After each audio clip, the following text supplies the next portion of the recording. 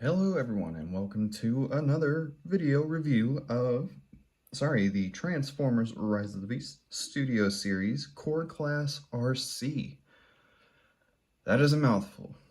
We of course begin in bike mode where she's pretty okay. I don't know if this is actually accurate to the bike we see in the movie. This is based on early concept art, so it is likely this is not exactly how we'll see her in the movie. We know for sure the robot mode isn't accurate though. And yeah, she's pretty nice. Got some nice white going throughout, some nice pink. Does have visible hands, but on a core class, there's nothing you can really do about that. She does have a turning wheel. That is a form of articulation. Nice silver headlights there, a little black windscreen. Even the gas cap was painted even though it has a screw in it. Yeah, it's a pretty okay bike mode, especially for the core class. One thing I will point out, this kind of shares some engineering with the Legacy Arcee mold, and it kind of goes to show that the Legacy Arcee mold is under-engineered for its size and price point. She does have weapon storage. It is just those two clips right there go into slots on the weapon. And this does act as kind of a kickstand because she can't stand up in vehicle mode on her own, so she does need that. Let's go ahead and get down to some size comparisons. So there she is, and here she is next to Freezer in his turret mode. Next to Nightbird, I almost called her Nightbird in her vehicle mode. And what we can assume is going to be her buddy, because they're in a lot of trailers together, Wheeljack. Now, she scales okay with the mainline deluxe figures. She's way too big compared to this guy, but he's the deluxe. He should be a Voyager. I hope he's a Voyager in the Studio Series line. She scales okay. Like, she's definitely way too big, or she's definitely too big, but like it's not so astronomically big. Like, well, now that I'm kind of looking at it, yeah, she doesn't really scale all that well. I'm done. Let's get these guys out of the way, and we will get down to transformation. So for transformation, first thing I like to do just to get out of the way is to take the wheel off. You don't have to do this. I think it just makes it easier. We'll just set that off to the side for now. Then what you want to do is take the back section here where the hands are and pull those apart.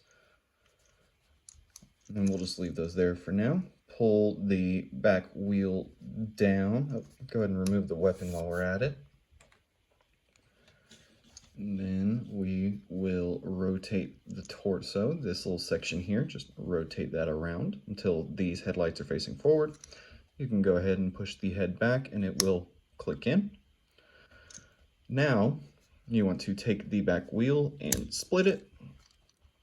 Go ahead and take the front of the motorcycle mode and push back, and it will rotate just there. Wish that clicked in somehow. Then bring the legs down like so. You want to bend it to where these red pieces here line up with the front of the leg. And then you just bring the wheels up and they will click in to the back of the legs. And just bring her arms down.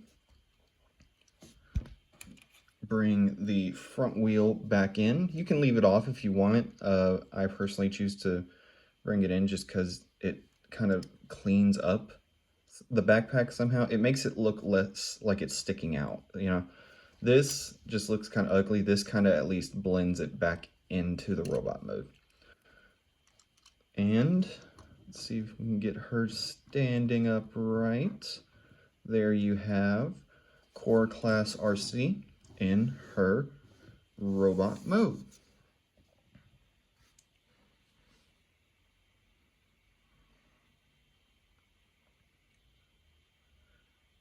And I do gotta say, she's okay. She doesn't look terrible from the front. Whoop. She is back heavy, and I hate that her backpack does not tab in. And it's just, I, I, I don't know why Hasbro does this. They always release these figures too early and don't base them on the actual on-screen art. They base them on concept art, which in some cases is okay if like a character showed up for 2 seconds, like Jolt. I can understand him being based on concept art, but like this is one of the main characters in the movie. Probably a good idea to wait until the movie comes out before you start designing the studio series figure. Mainline figure, okay, fine. Yeah, no, that's understandable because all the mainline stuff we're getting was supposed to come out this time last year. But you've had a full year to get on-screen models and everything for the Studio Series line. Why are we still doing Studio Series figures based on concept art? I'm done with my rant now. She does look okay until you turn her to any other angle. Um, I really wish they had figured out a way to get this to hide away somehow. Whether it's like I know NeoLab created an upgrade kit where his splits and is on ball joints and sits up on the shoulders, and it looks so much better. But that's just something Hasbro's never gonna do. They're never gonna make their core class figures actually look great. Articulation wise, head is on a extremely stiff ball joint. She can't look up that far. She can look down a little bit. Uh, Shoulders and elbows are ball jointed. She does get a little bit of extra movement due to transformation. Oh, that's another thing. This wheel, I don't know why they didn't just make it a single piece that was attached. They had to make it separate, assuming storage reasons. She does actually get a small waist rotation, however the backpack does get in the way. Ball jointed hips, can kick out that far, really nice kick forward, can do a full split, can go back, all right, pretty good distance, not terrible. Double or a hinge at the knee, you would think it's double hinge, but that only bends so far. You can get a reverse knee though, and you can actually recreate her skating look by rotating the wheels back into their vehicle mode configuration. It doesn't look the best, and she can't really stand up on them. She does get a bit forward heavy. Actually, these might actually be able to act as heel spurs. So if we just... No, is she too back heavy? Lean her forward. There we go. Look, you can have her standing up. There we go. On her wheels, as if she's skating. It takes a lot of finagling, and you can't really pose her, but you can do it.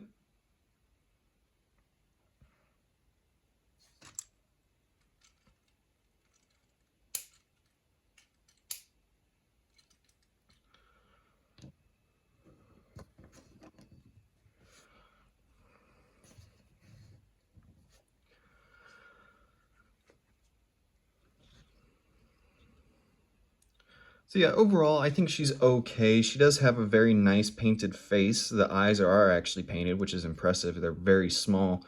The headlights on the chest are inaccurate. We know that based on what we've seen in the trailer versus what we've seen in her previous concept art. I don't think there's this much... I don't think there's any real pink on her in the movie. I know her face is white.